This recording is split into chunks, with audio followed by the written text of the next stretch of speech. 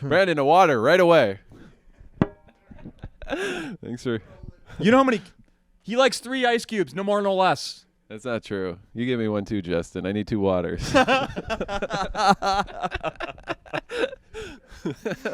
Garçon, coffee.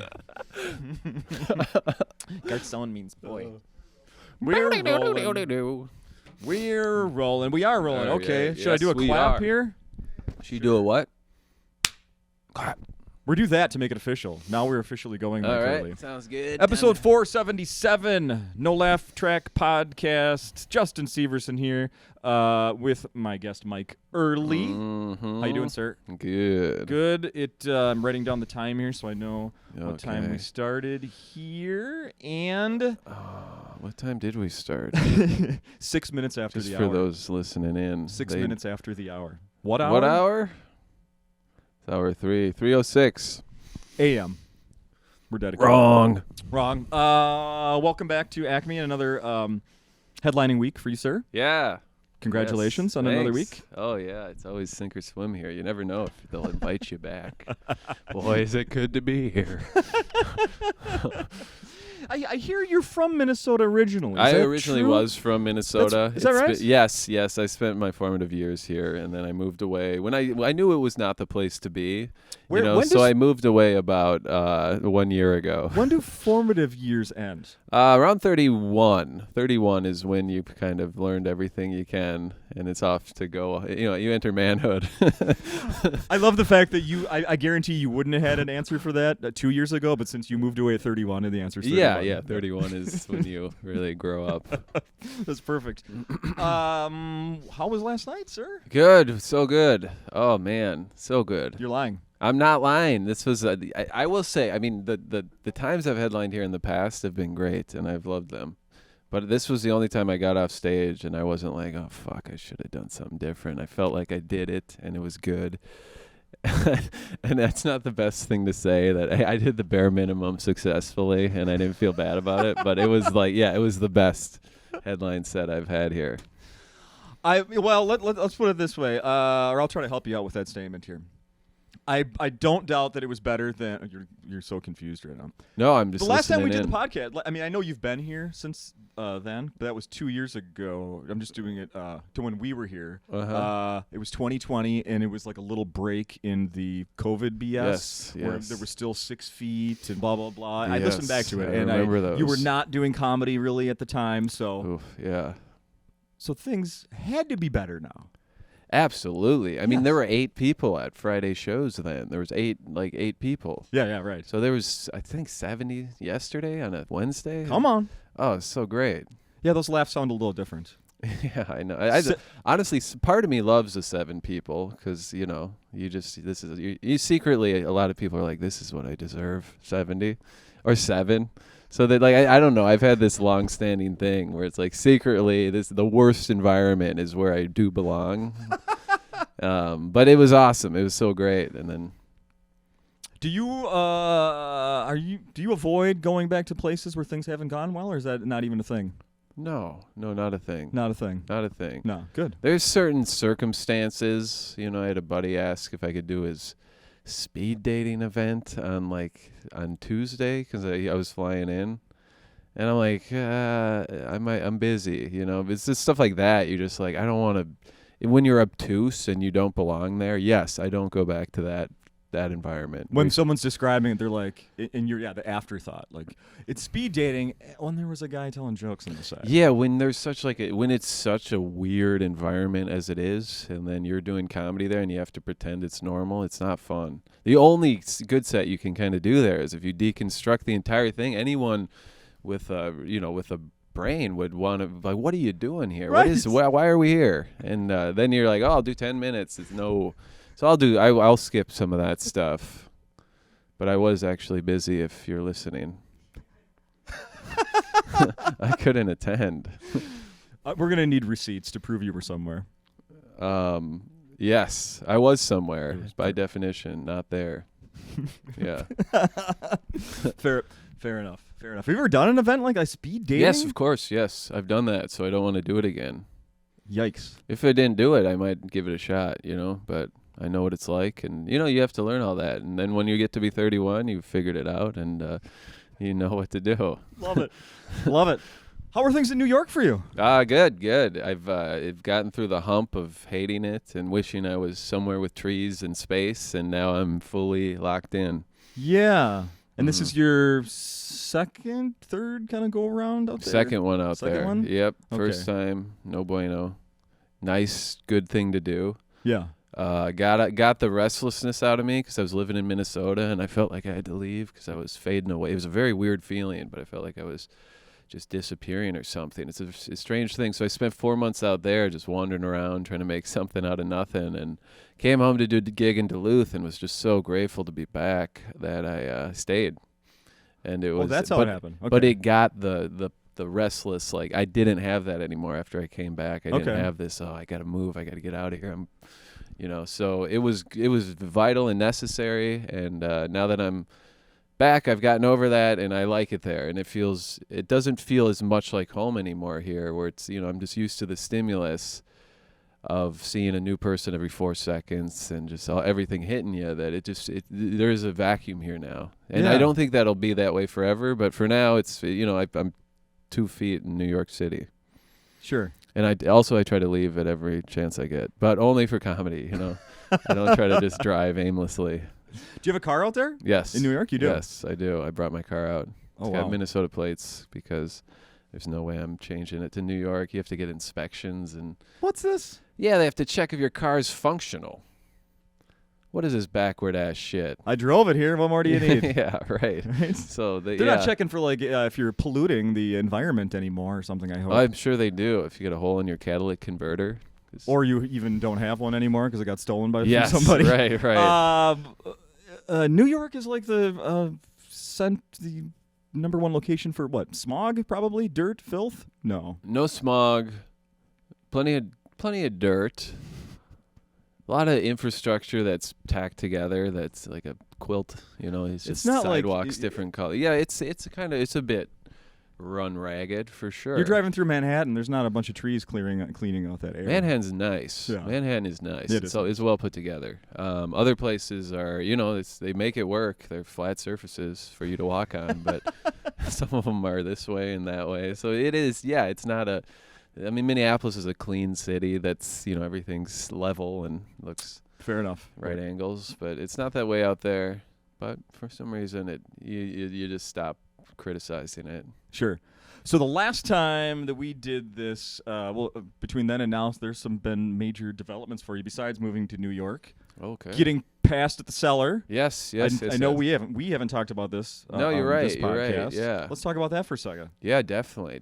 I mean, I was just listening to the podcast. They Might Be Drunk on the drive over here. Mm-hmm. And Sam Morrill, Mark Normand, and Phil Hanley were on that episode. Yeah. Phil was the guest, and they were all talking about how the Comedy Cellar. This is sacrilegious to say this in this building, and these aren't my words. I'm just quoting them. They're saying it's the best comedy club in the country. Yeah. Okay. Yeah. You don't have to say that because we're sitting at Acme here, but how great was it to get passed at such a legendary place? So cool. There's a few epochs I look at that are like big milestones, and one was getting in as an MC here at Acme. For sure. One of them I think was making one of the first construction video I made, because that was like my first project I did on my own. So good. And still so good. Yeah, it's cool that it adds. It's almost at 1 million views. I can't wait. That'll be another. That'll be so cool to see if it does. It's like at 950,000, but. Amazing. And then the third was passing the audition. There's a ton of great things in between there, but those 3 things were like the big moments where there was a bar and I hopped over it. So it was super cool, super great. That's awesome. Congrats. Yeah. Can you describe that process a little more, like getting past? I mean, that's not something that actually, like, Acme has a different system, right? Yeah. I mean, it's not like you come in here and perform for Lewis and then he's like, You're right. Yeah, You're right. You should you come get back. to you show face. You get to the mics and they get to know you and they give you more and more time and then you eventually audition or whatever. But there, you need a recommendation. So I went out to film a small scene in Louis C.K.'s movie, and when I was there, we're sitting on lunch, and it's me, him, and Joe List, and I think Louis asked me, you got any spots lined up in the city? And I showed up with nothing on it, like a 2-day notice. I don't know. He's like, I'm like, shoot, I should get you something. And he I don't know, he messaged, he got me an audition at the Comedy Cellar, and I just sat there quietly, just kind of like, oh, okay, sounds good. And I think a month later, I emailed the booker of the Comedy Cellar for an audition and flew out and did it and passed. Wow. Mm-hmm. So you knew it was probably gonna be happening for about a month. Yeah, she informed me that give me a 2-week notice, because I was only there for a couple weird odd days. Sure. And okay. 2-week notice, and then we'll set you up so I can give you an audition. And I did that, and I was in my hotel room just practicing, which was you do that when you start, you practice word by word. Yeah. And I did that same thing for the first time in forever, because you get used to doing longer 30-minute sets. It's a 5-minute audition. Okay. Yep. And I practiced in my hotel for 5 minutes, and I just did it over and over again. And then I show up to the Comedy Cellar, sit down at like 8 p.m., and I get called over to a table with the booker, Esty, and then 2 comics. And I don't know these people. I'm not from New York, so I'm sitting there just real quiet like. And she says, oh, we'll go over to this place. And they have 4 venues there. We'll go over here in a half hour. And it must have been just too awkward for her or something, because she's like, all right, we'll go downstairs. Because there was just like, no, I don't know these people. I don't know anyone. So we go downstairs to the original room, and I follow Gary Gulman, and I do 5 minutes, and I do. It goes great. It goes great. And then So do they just announce you? It's just part of a regular show for that night that people have come to? Yes. So they just, the hosts there. And you're going up after, somebody who's been at it for a long time. Yeah, it's really well known, totally. Gary Gulman. Yep. And he's maybe practicing, or probably. Yeah, just, right. Okay. Yeah. Did he does 5 minutes or 10 before you? How long does he get? He was probably doing about 15. 15. I don't think nobody knows. A lot of the comics there, they go from place to place, so it all gets lost. The moments aren't that significant.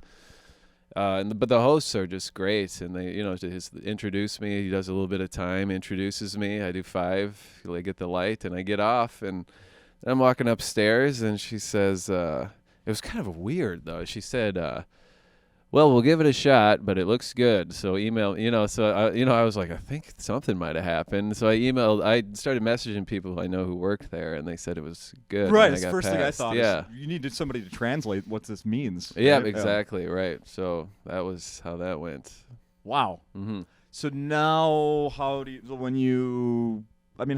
what's the work like there now? I mean, how does it get scheduled? How often? You just submit your availabilities, and they give you what they give you, and then you show up on those times. It's very streamlined. They do so many shows. They do like 12 shows, 15 shows a night. Some nights. What's the latest you've been up on a stage there? I feel like 2 in the morning. a.m. Yeah, I think it doesn't get much later than that, but yeah, I've done that. Like in the middle of the week, right? No, those shows are on the weekends. Yeah. Is the room still full at 2 a.m.? I'd say 60-70%. Of like 90 people room or something. Yeah. Yeah. It's just you compare that to Acme, and it's just everyone's home sleeping by that time. True. But this room's amazing. 70 people on a Wednesday. It's like it's great. Oh, hell yeah. Yeah. Oh, this place is the best. Yeah. Let's not forget so our great. focus. Yeah, this so place great. is the best. Yeah. Yeah. No doubt. Congrats on your role in that movie. Who cares how small it was? Fucking awesome. Oh, thanks. Yeah, I was in the credits.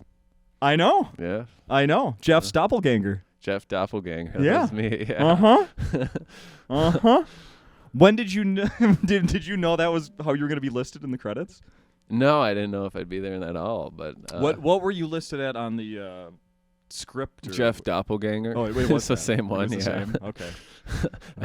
I think there was a name on a dressing room that said that. Ah! Jeff Doppelganger. And if you ever work on a film set, because I've done some side work in New York as just like a film set roadie type person. They do treat you pretty good, you know, even if you're Jeff Doppelganger. They'll be like, all right, Jeff and there's just a frantic energy because everyone there is like busting their ass and paying their dues. They're like, Jeff Doppelganger's here, you know, and you just, your name carries weight even though you're... Well, I've seen the movie. I got this shirt. This shirt's from that movie. That's the shirt? I mean, no, but it's one of the shirts. Wait a minute. An extra shirt on the rack on the set. Yeah. Okay. Yeah. You can believe that or you can choose not to, but... I'll believe it.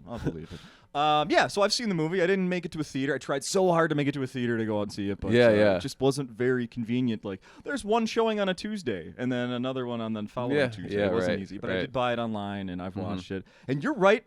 Spoiler alert. You don't have to watch a lot of the movie to see Mike Earley. Yeah, right at the beginning. Yep. Did you try to get some dialogue? I didn't fight for anything. No. Come on. I don't know. I didn't even know what it was about until I got there. They just said, "You look a lot like Joe, so you're gonna be part of this movie."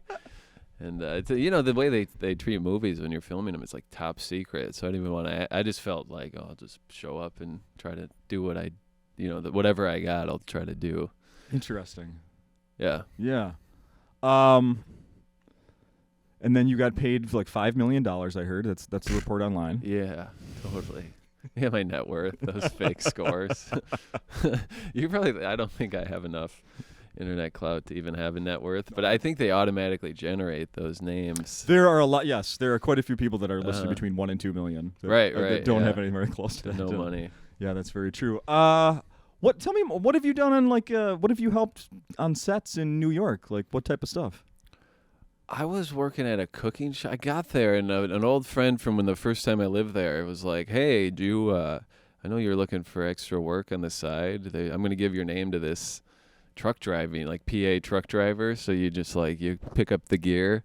And I didn't talk to anyone. I just texted a person twice, pretended I knew what they were talking about, because my friend's more of a liar than I am. So he was like, he told him I had all sorts of experience driving this stuff.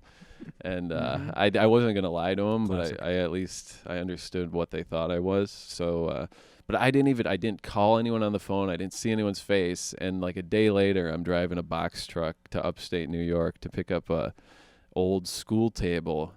And then from there, you know, it was a while before I actually saw anyone's face. But yeah, I started doing this random set work. You know, this like eBay commercials and a music video and cooking show.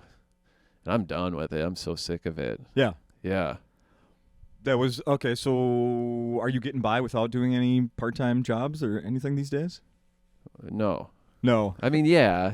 Right now I am, but it's so cyclical. You make some money here, and then there'll be a drought. So sure, it's going. Yeah. I know you and I have talked about, doing the construction. You've had the construction jobs in the past. Oh yeah.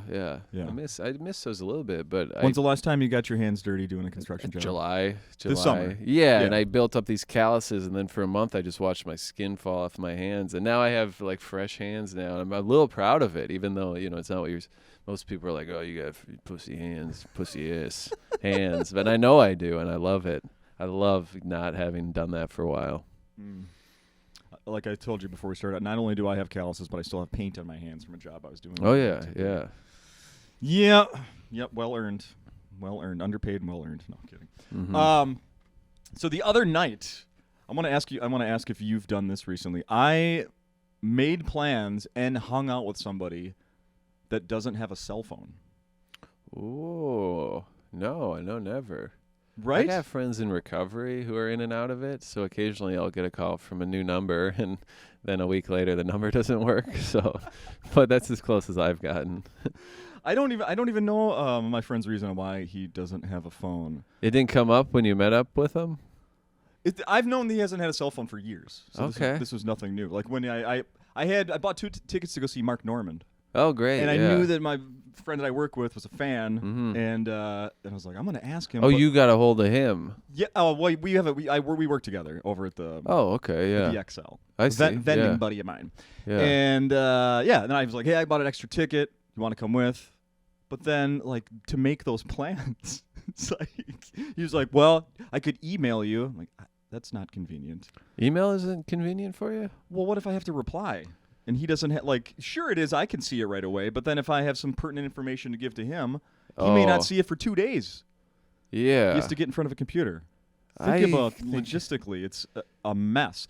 I kept thinking, what if I get a flat tire on the way? What if I got 3 kids? What if there's some emergency? I can't get a hold of this guy to tell him I can't. Yeah, I don't know. You're sounding like a T-Mobile commercial from 2005 right now. You're really stumping for the 1-800-CALL-18. What will I do without a cell phone? I mean, he could never see me again. However, you just said 2002. 2005. 2005, okay. When phones were proliferating, people were like, phone in your pocket, what is that? They would think it's weird when cell phones were weird. Oh, God, yeah. Yeah. Oh, every time I saw somebody, I'm like, whatever, you rich prick. Oh, really? Oh, yeah. Maybe not that What do you late do that into the about time. now? Huh? What do you do that about now? Teslas or vapes? Oh, that's a good question. I want to answer that Juul seriously. pods? What's that? Juul pods? Juul pods. Yeah. Are they expensive? Oh, no. No, I don't. I have no idea.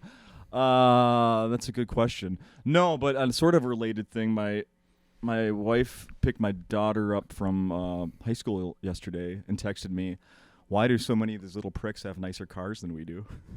Yeah. What did you say? I said they're not old. They haven't lived long enough to make as many bad decisions as we have. That's funny. That's good. Yeah. Just wait. Just wait. They'll ruin this soon enough. They'll absolutely ruin this. Well, you don't. But that's not normal. You don't start out with a good car. You start out with a shit box, and then eventually, as your body deteriorates, your car gets nicer. That's normally how it is. Yeah. The real boring answer because I mentioned this to somebody else. He said, well, remember when they did that cash for clunkers thing a few years ago? All the used cars are gone, so there's no more used cars for kids to buy. So they're all buying. You told her that? Huh? You said that to her? No, a buddy of mine. Oh, okay. I mentioned this too. That was his reason. So I don't know if that's true or not. I think it was true back when that was true, but now we're past that. I gotta imagine we are. Yeah. I kind of think so too. So I learned something from your set last night that Were you here? No, but somebody got me some audio of it, so I was able to listen to it. Yeah. I was not able to make it. Okay. Yeah. No. But I did hear it. Mm-hmm. And I learned something. And I feel I'm maybe naive. Maybe it's showing my age. I'm not sure. Okay. Maybe it's showing my relationship status for the last 10 years. Yeah. I've never heard of No Nut November. Oh, you haven't heard of that? No. Brandon? Yeah, it's a trend. It's a online trend. It's what people like to talk about it. I don't know if a lot of people do it. I don't know. So I want to talk about that for a second. But it's still October, and people also do that sober October. Yeah, that's right. Yeah. Now, as someone who's been, you said on stage last night, I know you talked about 15 years. Yeah, coming up sobriety. on 15. Congratulations November. on that. Thanks. So when you hear people going, "Well, I'm giving up pot for a month," what do you think about that? I'm gonna say good for you. Good That's for you. Good. I don't. Yeah, I'm not a hardliner for other people, but yeah, I think it's good. I don't know about pot, but I've just seen anything. people quit alcohol for Sure. a month, and they just look like different people. It's so hard on your skin, and and they still smoke cigarettes and probably smoke pot, but it does change your physicality. It seems like a really healthy thing. Yeah. The amount of trips to the bathroom is why I take nights off from drinking. Oh, really? What? If I drink, I'm up 3 times in the night. If I have some beers before bed, then I'm up, 3 times through the night. Okay. No beer, sleep through the night like a baby, wake up refreshed. Yeah. Oh, nice. Yeah. Nice. Uh-huh. Good. Anyways. That's my pitch for sobriety. Yeah. It sounds inconvenient. So there's Sober October. I'm not doing that whatsoever. Drunk and high right now as we speak. Yeah. Nice. But and I'm not gonna do No Nut November either. But I looked some stuff up about that. Let me see. I gotta find it in my notes here. When do you remember hearing about that? And do you have a friend or anybody who's ever actually tried to do that? Yeah, I've had friends attempt it. I've never wanted to go on the trends. I think it's kind of. I don't know. I don't like the trends of doing it. But you draw a line in the sand and then you try to march forward as best you can. It's an internet challenge revolving around abstinence in which participants abstain from masturbation, sex, and ejaculation or colloquy to nut during the month of November. Cool. In any case. But then do you also know, so then I also, from Wikipedia learned that what's December? I don't know. Destroy Dick December. Destroyed Dick. Destroy Dick December is related to the internet challenge following No Nut November, which serves as a counterpoint, encouraging participants to take part in sexual activities such as intercourse and masturbation after abstaining from them during the previous month. Ready for this? Each day, participants in the challenge ejaculate a number of times equal to the day's place in the month, starting with 1 on the first and ending with 31 on the final day. That's silly. That's too much. It's not true. No one's ever done that. That's horrible. That's horrible. You don't want to do that. Because it's like, 31. Yeah, but then the day before you did 30 times. It's not going to happen. Then 20. Oh, boy. However, I wonder what after that, are you like ready to end like cold turkey again? I It's can't like, even imagine. now I'm addicted. Yeah, that would show up on your presence when you show up to places. People would know. What's wrong? And you're like, oh, you heard a dead nut, start trying to explain what you're doing, how disgusting it is. Terrible. Gross. I saw from a post on Facebook, I think it was from your father, promoting your shows this week, and he mentioned some you going out on tour. Oh yeah, he did that. Will your dad accept the friend request that I sent him? Probably, yeah. I didn't really. Well, you probably would, but he posted something. He was very nice. So you're gonna tour? Yeah, I'm going to Australia, New Zealand, and Hawaii With Louis? With Louis C.K. Yes. Awesome. Mm-hmm. Awesome. So say where again you're going? Australia, New Zealand, and Hawaii. Wow. Mm-hmm. Have you been to any of those places? No, I haven't. Haven't been there. When is this? November 7th, I believe, is when I leave. Oh, it's coming up. Yeah, it's Holy a couple weeks away.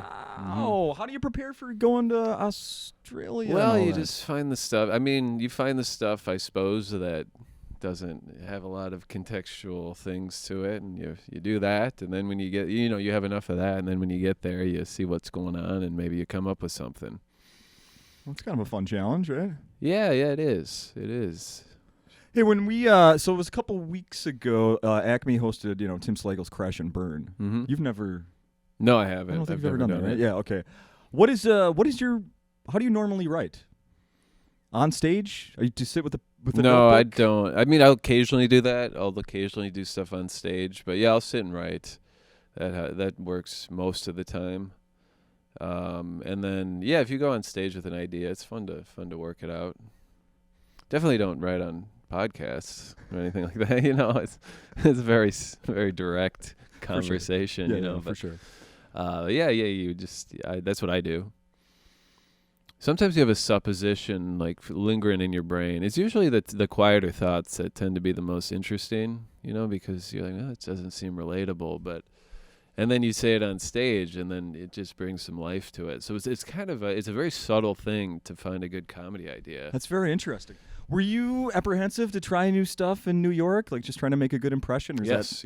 Right. I still am. Really? Yes. It's you just want to do the best you can. So, I mean, at this Comedy Cellar, definitely, but other places, I'll try some stuff out. But still, you're making an impression. You're investing time in that way. Because if you wanted to just perform, you could stay here and get up quite a bit. Yeah, exactly.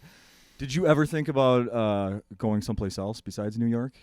No, I mean, I hardly thought about going to New York. It just happened I just happened to have an opportunity That's out true. there. Yes. Yeah, it just kind of. So no, I didn't. I didn't think about moving to California or no. Have you ever spent time out there? No, just a couple days, couple layover once. That's it. Yeah, I was trying to go to Shanghai because I had an airline voucher that was expiring, and I wanted to go somewhere new, so I booked a trip to China with no information. And then when I showed up to LA to take the flight, they're like, "All right, where's your visa?" And I was like, "Here's my passport." And they're like, "Your visa?" And I didn't know what that was. So you need a Chinese visa to get into China. So I had to spend a couple days in Shanghai or in Los Angeles to get a Chinese visa. Did you make it there? Yeah. She was very nice. She felt bad for me, so she rescheduled my flight, and she didn't charge me anything. Holy cow! Mm-hmm. Oh, well, that's awesome. That's awesome. We're about that time. Is there anything else we should be mentioning? Are you going to go? It's a $700 million Powerball, Mike Earley. Do you buy lottery tickets? I've never. No. Or I mean, Powerball. Do you? I will not. No, I will not. As I've said before, I don't think I've said it to you. I used to claim that I would never want to win that much money because it would ruin my life and my marriage. I said that during my first marriage. really. And then I got divorced, and it had nothing to do with having too much money. So, Oh yeah. I honestly used to fear that. Like, You used oh to no, if fear I have that, yeah. $500 million, It would ruin your life. it's going to ruin our Yeah, lives. yeah, Actually, no, and it turns out I did it. No, it didn't ruin your. Yeah, you ruined your own life, and now 16-year-olds have better cars than you. Exactly. kind of all ties together, doesn't it? Yeah. Yeah, you should have just bought. You should have gambled when you were younger, man. It would have all been different. I think you're right. No, $700 million. That's a lot of money. So yeah, if you're listening in, you better get a scratch off or what? No, that's not what they are. If there's a scratch off that pays $700 million, I might invest in one of those. I got one more thing I want to ask you about. So you last night, one of my favorite jokes of many that you did something about pit bull owners. Yeah. It's kind of derogatory towards them. Yeah. A bit of homoerotic pet is a pit bull. You know. Do you? I don't know how long you've been doing that joke, but have you had anybody come up and say anything to you? Like they were offended or yeah, something? like, fuck you, dude. No. Pit bull, bro. I think it's just too absurd. People don't make the connection. So when they're hearing it, they don't know how to make it. They can't get offended because they don't know where to place it. You know what I mean? Yeah, the joke is that I think if you own a pit bull, you're probably gay because it's like getting a tiny muscular man to sit in your lap for 15 years.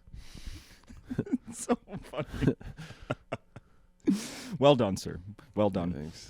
Finally, I got one more thing. Finally, actually, I want to, and this is the same thing. I think I accidentally did this last time we were here. I'm going to read back a couple of favorite tweets of yours because you are. Oh, cool. Really, yeah. you do not get enough attention on Twitter. No, nobody follows me, but I still. I mean, I love it. Kinda, yeah. I don't know. I like it. I hate it. I don't know. It's different all the time. But you are one of my favorites. Oh, right. Yeah, on. I love Thanks, people. Thanks. I should just redo my thing and just only follow people that do jokes. Then I think I would really like it. Yeah, well, you got to take it. With Twitter, you got to take it all in. Yeah.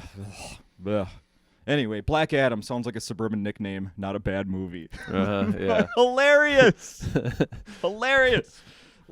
Guy in the train turned down the music coming from the LCD monitor sewn into his hoodie out of respect for his fellow passengers. Yeah, I watched this guy. He walked on with just this, reggae techno playing.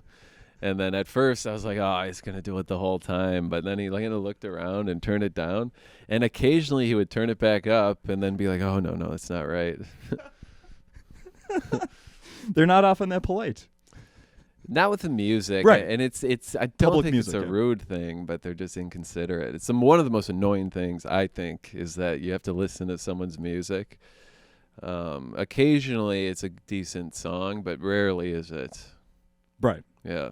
Along those lines, when you were on job sites doing construction, what did you do with earbuds? Radio, whatever was playing on the radio. Radio. Were you in charge of that? No, but nobody is. You're just listening to the radio. It's I disagree.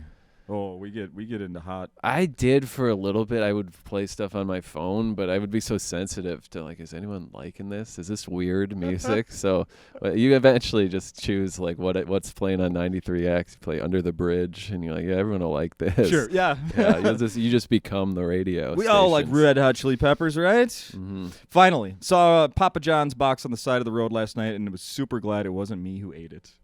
Yeah, oh, you like that? I do, because I hate Papa John's. Oh, I love Papa John's. It's the best pizza chain. But you eat it, and you just afterwards, you feel awful. Yeah, no, I that was my favorite for years, and then I realized that this is poor quality. Oh, you yeah. shouldn't be eating this. It's very poor quality. Well, they have they have the pepperoncini. They do, but you know what? You can buy them by the jar and just have them at home. Oh. That's what I do now. Yeah, that's what you do. Yeah. What do you do? You eat them. I'm an adult. Yeah. I buy my own peppercini. I got you. I didn't know you could buy them by the jar. Hell yeah. Whenever I've needed a lot of them, I've just ordered a bunch of Papa John's pizza. And Stop. yeah. You know what? This reminds me of last time you were here when you were saying that you had bought truffles in bulk, and we're trying to keep them cold. Yeah, I did. I bought so many truffles and I ate them all, and I didn't keep them cold. I just let them sit there.